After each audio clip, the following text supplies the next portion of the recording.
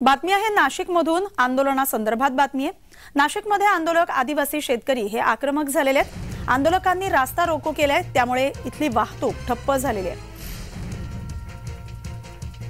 Long march मधील आंदोलक हे आक्रमक झालेले आहेत। नाशिकच्या सीबीएस परिसरात त्यांनी रास्ता रोको केलेला आहे, त्यामुळे सीबीएस परिसरातील वाहतूक ही ठप्प झालेली आहे। शहर वाहतूक, बस सेवा आणि खासगी गाडीने प्रवास करणाऱ्या नागरिकांना याचा मोठा फटका बसतोय।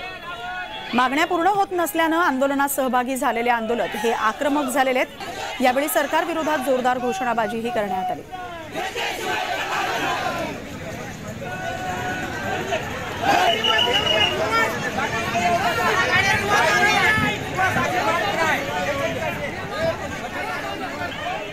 आमचे प्रतिनिधी किरण गोटूर आपल्या सोबत दूरध्वनीवरून जोडले गेलेत।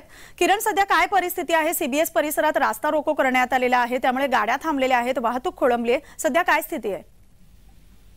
आता जी वाहतूक आहे ती पूर्वपदावर आल्याचं आपल्याला बघायला मिळतं, कारण काही वेळापूर्वी हे संपूर्णपणे आंदोलन झालं होतं। आंदोलनमधले आंदोलक जे आहे ते मोठ्या प्रमाणात आक्रमक झाले आणि नाशिकच्या सीबीएस परिसरात असलेला या रस्त्यावरती त्यांनी रास्ता रोको केला, पण पोलीस आणि जे आयोजक आहेत आंदोलनाचे त्यांनी मध्यस्थी करून आंदोलकांना शांत करत आता रस्ता जो आहे तो वाहतुकीसाठी मोकळा करण्यात आलेला आहे।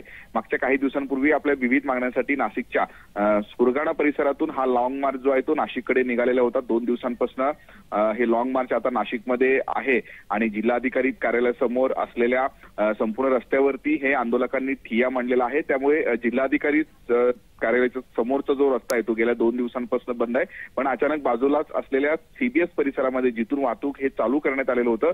खरं तर त्या परिसरामध्ये जाऊन आंदोलकांनी आंदोलन केलं आणि त्यामुळे काही काळ जो आहे तो वाहतूक हे ठप्प झाल्याचं आपल्याला बघायला मिळालं आणि याचा जो फटका आहे तो जे नागरिक प्रवास करत होते त्या नागरिकांना सुद्धा बसलेलं होतं। काल या सगळ्या संदर्भात मुंबईमध्ये एक बैठक झाली, त्या बैठकीमध्ये तोडगा निघालेला नाहीये, त्यामुळे आंदोलक हे आक्रमक झालेले होते आणि त्याच आक्रमकतेतून हे रास्ता रोको आंदोलन या लोकांनी केलं आणि आमच्या ज्या मागण्या आहेत ते लवकरात लवकर पूर्ण करण्याची मागणी सुद्धा आंदोलकांची आहे।